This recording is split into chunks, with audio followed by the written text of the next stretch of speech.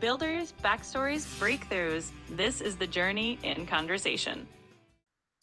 Hi, everybody, and welcome to the very first published episode of the Journey in Conversation. We have a spectacular guest here with us today, Katelyn McArdle, the founder of Functional Authority LLC. Hey, Katelyn, how are you doing? Hey, Paul. Thanks so much for having me and for the opportunity. I'm really glad that you could join us. Let's dive right in. I'm sure people are going to be curious about your origin story. Can you tell us a little bit about your journey, where you've been, what you're doing now? Give us a little bit of like a précis, kind of an introduction to Katelyn McArdle and Functional Authority. Sure, happy to. So I'm about 2 years into leading my own business, which has been a really exciting shift after having worked in nonprofits and digital strategy for over 10 years. I really loved working in organizations that were especially in periods of transition, like they were thinking about the first time or creating a digital advertising program for the first time. And so coming in to help guide what is the organization looking for, and what do all the stakeholders need, and then how does that translate to decision making about tools and systems and marketing approaches, and what does the audience ultimately expect and look for, and then merging all of those things. So systems, tools, and storytelling. And so now I'm excited to be working with multiple organizations that are in those periods of growth and transition too. So it could be small businesses or startup organizations and nonprofits. And really those purpose-driven angles mean a lot to me too. So I look forward or interested in giving back to their community too. Yeah, and purpose is such a relevant word for what we do. As people working in the private sector, we don't tend to think about purpose as much as they do in the nonprofit, the NGO, or public sector. And there's been this trend of purpose converging into the private sector and really help giving people their own momentum, their personal fulfillment, kind of their meaning behind what they're doing. That's kind of a growing part of what I see anyway. A lot of small business owners are starting to do. So, it's great that you're focused on that. And certainly change is the only thing that's constant in life. And there is lots of change out there right now. So I'd imagine that you are a very busy lady, or about to be a very, very busy lady. Let's fast forward to now. What are you up to now? You mentioned that you're with Functional Authority, you're helping teams kind of transition through, but is there anything that is your sweet spot, what you really, really focus on in your day-to-day today? Yes. One of the reasons I chose the name Functional Authority is I wanted to help with functional decision-making and putting everyone in the position of being able to understand the marketing decisions that they're making or why they chose a system, and that doesn't just rest with one person, but it's owned by the team and the organization, and there's buy-in that happens across the whole organization. So I think a coaching component and really working with the clients that I have and helping them understand it's not just my decision that I'm making in working with you, but it will be yours. So if we're only working together for one project, then I see it as I definitely have to help find that handoff point so that they're able to take it and run from.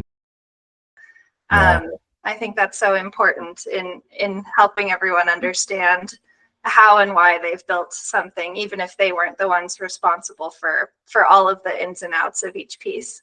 Yeah, again, it's interesting you bring up that handoff point thing.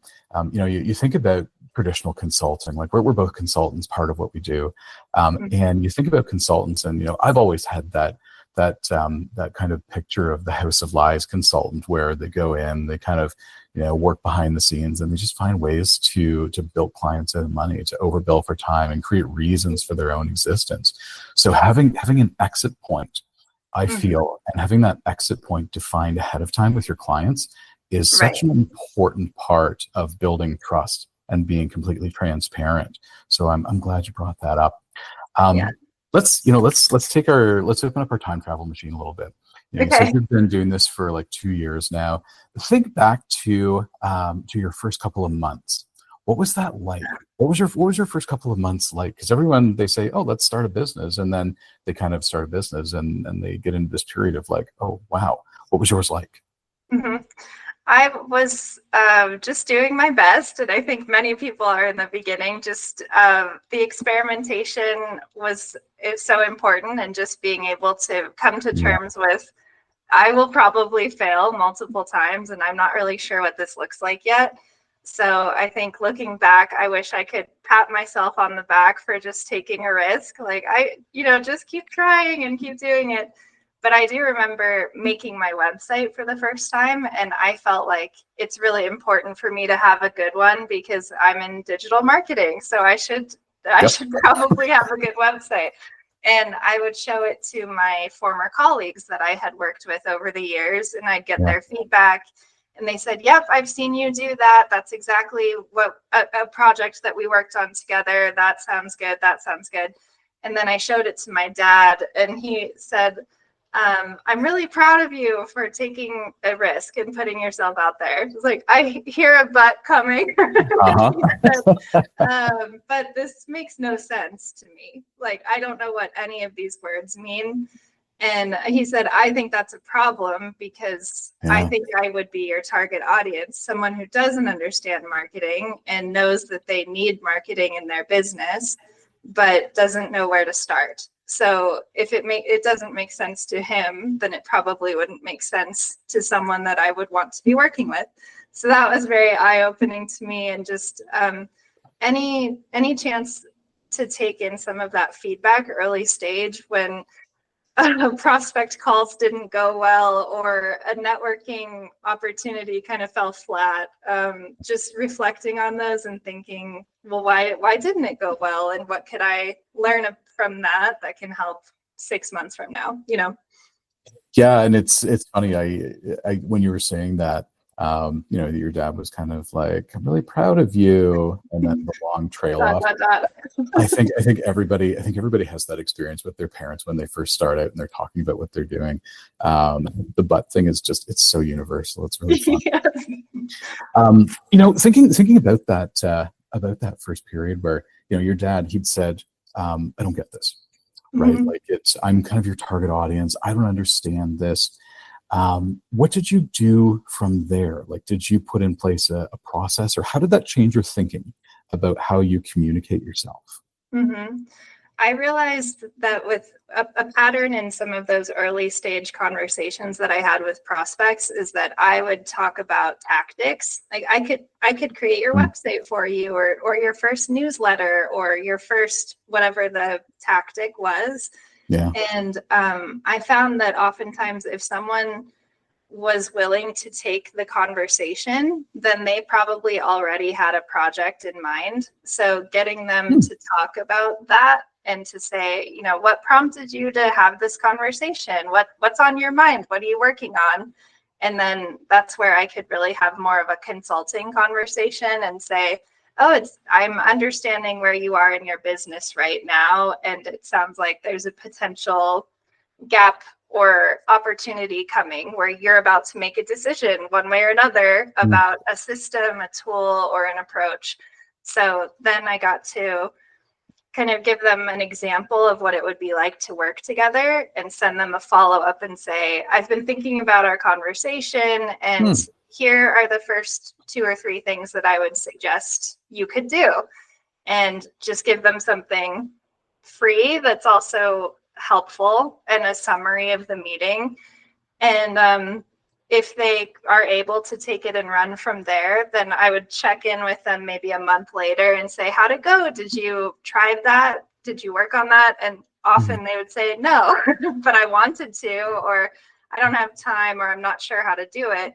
And then if they still wanted to, then I could say, I could do a one-time project for you, and then just go from there. So my pattern that I've been finding is one free coaching call, just talking peer to peer. And then maybe it can lead to a pilot project. And then that could lead to more work. Or there's that handoff point, which I'm want to be very intentional about. Like, you can take it and run now, because that was the whole point of that project. Yeah, teach a person to fish versus give them a fish. What do you want to do? Right. And it sounds to me like you're really trying to to provide value to the person you're talking to at every step of the way, whether it's, just a conversation, just a one-on-one call, or whether it turns into more work. Like, is that your approach? Kind of show value first and then, let the money come later? Exactly. And then it's also a really good pressure test to me, because if that part early on doesn't go well and there's no money involved yet, then if there is later and there's a contract and there was a surprise, oh, they didn't know I worked like that, or I didn't know that they weren't receptive to ideas or something, then we wouldn't be a good fit, but we'd have to break a contract, So I think I have found that I'm willing to work on an experimental project or something that's low lift, because I'll learn something and I could use it for a portfolio. I can control how much work I put into it or not. But I think that it's a good trust building exercise if it's someone I've never worked with before. And I learn a lot about them and their organization too. Yeah. And it seems that could feed into referrals too. If you, even if you don't work with somebody for very long, like if you treat them well and you treat them with kind of respect and decency and provide value along the way, even if you don't work with them again, maybe they take that positive experience and introduce you to someone else in the future. Because like one thing I've learned about entrepreneurs and people who are building things is that they know other people. So it's good to kind of stay in front of that all the time. Right. And so I think it's also helped in positioning scope conversations so that they're project-based instead of hourly, because those can go back and forth. What does 15 hours mean? Could that mean you're not really doing that much? So I think outcomes are much more important. And if it takes me 50 hours and I only make $7 an hour because it took so much longer than it should have, then I think that's on me. Unless we've been working together for a long time and it's like eventually they're taking advantage or something. But I think that especially in the early stages, if you're able to define start, middle, and end of each project, and this is what a project cost is, and if it goes beyond that, then what do we do with it? I think that there's more trust building in each of those engagements than hourly can be very hard to justify or to be on the same page about. Yeah. And set the expectations. Because I find that, for my own work anyway, like 90% of the time when you get into those situations, it's just because of the surprise, Right. like there was misalignment, misunderstanding, something that you kind of took to be obvious they didn't think was obvious or didn't consider at all. So like setting those expectations probably really helps when you're in that kind of position. You touched on it a little bit, but I want to, do time travel some more. Yes. So here we are, 2025. You've got Katelyn now 2 years into the business, and then we just talked about kind of Katelyn 2023. If there was one piece of advice you could give 2023 Katelyn, what would it be? Oh, I think it would be putting myself out more. I think that I was just trying to figure it out behind the scenes and learning the lessons one conversation at a time. And I was worried about scale. And I wanted to make sure that I did a really good job with each project that I took on. So I just didn't want to bite off more than I could chew, I guess, especially while also trying to build the business. But I think it probably slowed me down a bit. And I would question, am I on the right track? Why am I doing this? I did also have contract work where I was working with an agency, and then I also had my own business. So I was split between two different, like, am I building my own thing, or should I go back to agency, or what should I do? So I think that mindset was very challenging, but also helped me see, well, I think I am ready to take the leap into my own business. So I'm glad I did it. And I think I put in the steps necessary, but just felt like I wasn't really talking to many people about it. And I was just trying to figure it out on my own, so business classes and being able to network with people like you and being able to brainstorm and to find others that are also building helped a lot, but I didn't do that in the early stages. Yeah. Yeah. I've certainly noticed through kind of my own stuff that being an entrepreneur, like building your own thing, it can be pretty lonely. Yes. Yeah. Like a lot of people they don't really get what you're all about, what you're trying to do. So it's weird to have conversations with people who aren't trying to build something too, because Mhm. they don't have the context or the frame of reference. So I personally think that's great advice. If I had like a little note in a bottle thing that I could throw 2 years back, I would definitely do it for you. Yes. Yes. And I think Let's I also took things a little bit too literally with potential opportunities or prospects. If they came through and it looked like it's a part-time job, then I treated it like a part-time job interview. yeah. When deep down, I hoped that it would turn into a project-based consulting thing that I would own, you know? And so now when I have prospect conversations, I just go up front and I say, are you open to XYZ kinds of engagements? You know, this is how I typically handle Yeah. projects. Or are you pretty set on a full-time or part-time person? You know, and just try to have that conversation up front. Yeah. But I don't think I would have done that 2 years ago. I would have been too nervous to lose the opportunity. But now I Yeah. know if they're not willing to think about it that way, it probably wouldn't be a good match, which is fine. You know, Yep. we don't have Yep. to waste each other's time. So, Yep. you know. Let's kind of take it off on a bit of a different track and talk about motivation and mindset now. I think that Mhm. we're kind of at a natural kind of pivot point into that. Today, what motivates you to keep going, especially when you hit barriers, you run into things that were unexpected or make you say, oh, geez, that didn't go so well. Yes, yes.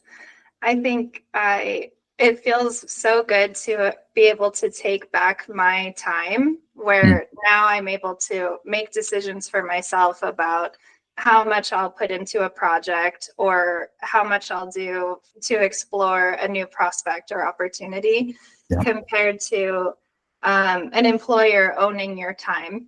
And I think that's just the reality of working full time for a business, is that Yeah. you don't really have much control. You must go to those meetings or you must complete these assignments in a certain amount of time. And so whenever I'm feeling overwhelmed, I think, well, if this was my choice, or if I'm having a slower week and I can go to a movie in the afternoon because I got my work done early, and I don't have to ask anybody, you know, I'm like, oh, I earned that, or I've decided that's how I want to work today. So that feels really powerful, and I haven't had that in my professional experience until now. So I Yeah. think it's really cool to have built that, and it Yeah. took time, but it's worth it. When you were talking there, all I could, because my brain kind of works in funny ways, I kind of pictured William Wallace from Braveheart, like Mel Gibson, running down the hill and yelling, "Freedom!" And That's it's a me great with the motivator. popcorn bucket. Yeah, yeah. Instead of like a big spear or something, a popcorn bucket. Like I dig that. And it's like freedom and being in control of your own destiny can be such a powerful motivator. Like feeling unencumbered from all of the things that are expected of you and being able to chart your own course. I've always been really kind of attracted to that too. Has your motivation changed over time? Like let's go back and think about 2023 Katelyn again versus 2025 Katelyn. Has your motivation changed? Was there like a catalyst or a holy crap moment that kind of got you shifted into this positive mindset? Was there anything like that happened? Yeah, I think because there have been so many layoffs happening across the board in really any industry, and there are impacts with AI on job prospects, like, is my job going to go away because of AI? All of those concerns. I just felt like it's really important to take this chance to build something that I own and to work with multiple clients and to have multiple income streams and not put all my eggs in one basket anymore. So I think that it's been empowering to be able to build something, but those early stage, like I don't have the confidence for this yet. That was real 2 years ago, so I think now it's, I just have to have that little pep talk with myself, and even to the point about buying back my own time, basically.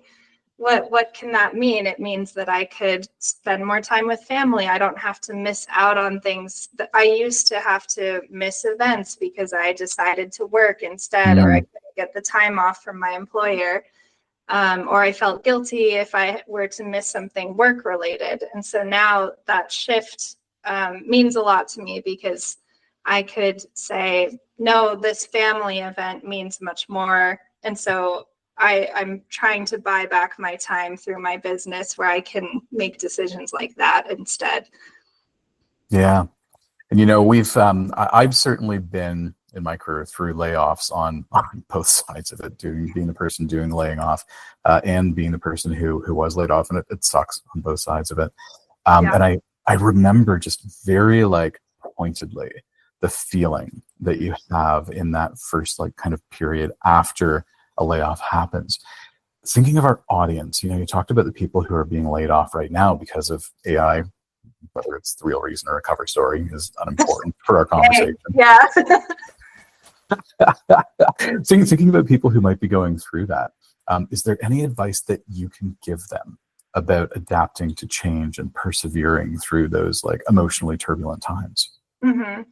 Yeah, I think if you're getting that sinking feeling in your stomach that your job is at risk, then believe that, or think about what you're going to do. If there's anything that you can do to control your next move, then does that mean start to look for other employment opportunities, or maybe start smaller and think, what could I build for myself? Is there something that I can do?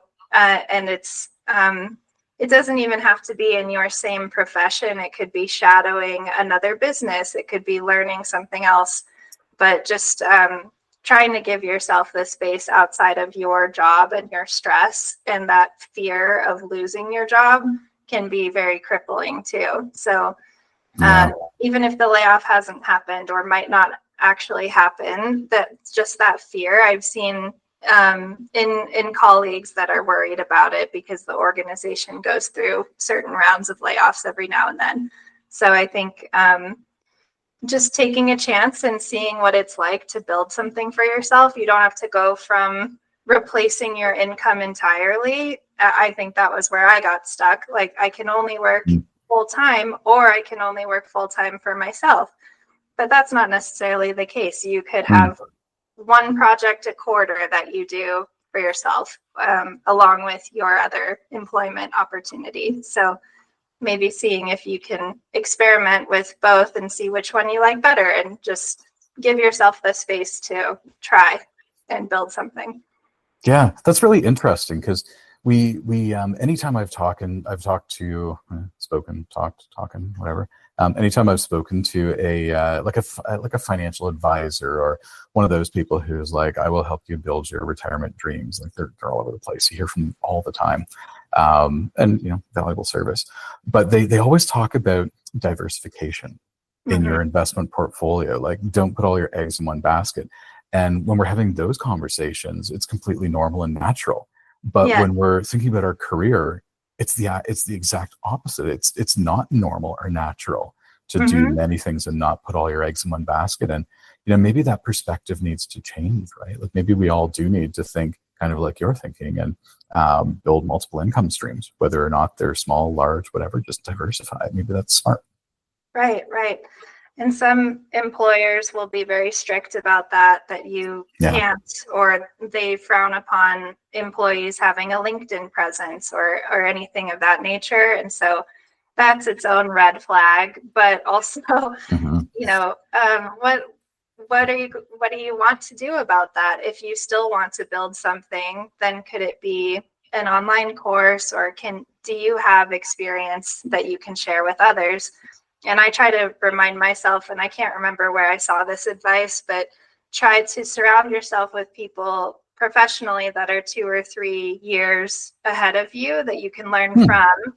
And then think about the people years behind you and how can you give back? So maybe you can design a course or a how-to guide or templates for someone 2 or 3 years behind where you are now that would have been helpful in a project where you wished that someone could have helped you that way. What were your sticking points, and what's now pretty straightforward for you to do day to day that you could give back.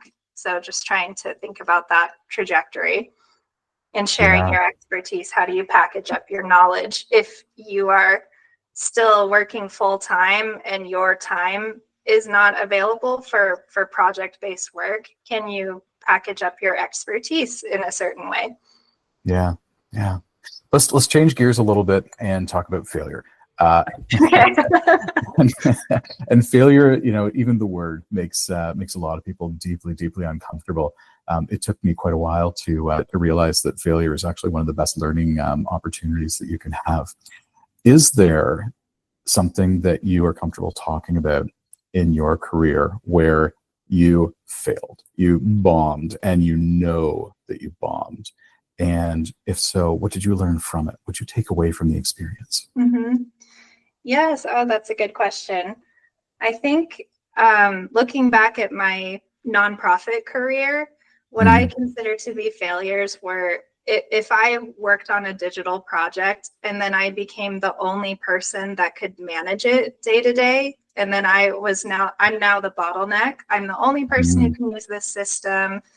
If I go on vacation, the whole thing burns down, that feeling, then I see that as a failure, or the people that were working on the systems weren't comfortable with it enough, or, and sometimes I felt like I wasn't in the decision-making chair, but it looked like I was. So that's why this business came out, the Functional Authority, because I didn't want that to happen or for anyone else to be in that position in their professional career. So maybe this might happen to a nonprofit digital person where they are now responsible for a massive ecosystem project, and it could be their first time doing it. That happened with me. And do they have someone that they could workshop these ideas with and to think about, okay, well, if you make this decision, then the implications are to do scenario planning with someone who has been through it. So I didn't have that all the time in my full-time professional career. And so I have found that that's something I'm really passionate about now, is how could I help someone who is finding themselves in a position like that, where they're about to make decisions for an organization that will impact the next 10 to 20 years. That's a lot of pressure. That's a heck of an outcome from failure too, right? Like, you have this experience, you consider it a failure, and oh boy, did it ever suck. Wow. And I start a business to help other people avoid that. Like, what a great outcome. Yeah. Like if we don't learn and do things from failure, like what's the point of kind of having that reflective experience about what we're doing with our lives? That's really cool. Are there any mentors or books or experiences that really impacted you and influenced you? Is there anything you want to call out to our audience and say, oh, this is really cool, you should look at this? Yeah, in my kind of early stage of looking around at other people who were also building their businesses, I found just through LinkedIn Dennis Keelan and followed his content, and that's where I signed up for. He had a solopreneur sandbox where every week there were just kind of safe space community sessions that you could join, where you'd learn about all the different topics of creating a scope of work for the first time, or negotiating your pricing structure. And so I think if people are in these early stages, just finding a community space like that, or finding other people that are also building right now, it is so helpful, because then you don't have to do it alone. You can also say, some prospect is willing to have a pitch meeting with me in a couple days. I'm getting ready. Here's my presentation. Like, someone can poke holes in it if they have time. So I found that to be really helpful when it felt very unnatural to me Yeah. And so I think just recognizing that it's important to have a few people that you can call on and just say, here's a first draft of what I'm working on. What do you think? Does it make sense? Especially if we're not in the same industry. So back to that gut check about maybe it makes sense to me because this is what I'm thinking about all the time. But for someone else, which is probably my prospect, does this resonate with them, or will it just go over their heads? Let's go back to feeling unnatural for a second. Yeah. When you get into that place where what you're trying to accomplish, what you're doing, feels really weird or really unnatural, it seems to me like you're a self-aware enough person to be able to say, this is kind of a barrier, a mental and emotional barrier that conditions have created for me. Do you have any rituals or any tools or anything that you do when you know that you're stuck in that box to help reset yourself and move forward? Yes. I would try to remind myself that this is not my first time working. Like, even though this is a very different way of working, I do have a lot of experience. So I have to remind myself that I'm just applying it in a different way. And that's actually quite exciting. It's fun to experiment and to step outside of the box a little bit. But it's not, I am capable of going through a project that I need to research and that I don't know about, and I need to learn about it, and then I can speak to it. I've done this before, but it just felt very different because my name was on the line. I don't have anyone else on the team. I can't run this up the chain to my supervisors or mentors in that same way that I was used to working in an organization with a clear structure. So now I have found mentors or brain buddy counterparts in a different way. They don't have to work in my business for me to have someone that I can call if I need to talk to somebody about an idea. Cool. Yeah, the old one foot in front of the other approach and go knock on the door. Right. Thinking about the future, and it's absolutely murky, and it's a little bit like weird to think about what's coming given all the changes that are happening right now. Is there, when we're talking about nonprofits and we're talking about the folks that you really help serve, is there a bet that you are making about the future for that audience, for that customer group, and are preparing for? Yeah, I think for small business owners that I'm working with, especially as they're navigating a period of growth, it's going to be about how do you really free yourself up from your own time and step out of your own ways, which I think we're all so used to structuring our day by, it's a 40-hour work week, So if they've been able to start to build their own business and they have a few clients and they're starting to build up momentum and they're in a stage where they're bringing on other team members to help, there's going to be a breaking point where it's still about their time ultimately, but now there are more people involved. So I think trying to help with creating a way that they can leverage their expertise instead of their time, and they're able to automate some parts of their journey where maybe a conversation that would have been one-on-one that they have a lot with a prospect or with sets of prospects could be a recording or an interactive workshop that they record. And then the more unique one-on-one pieces that only they can do are where they reserve their time.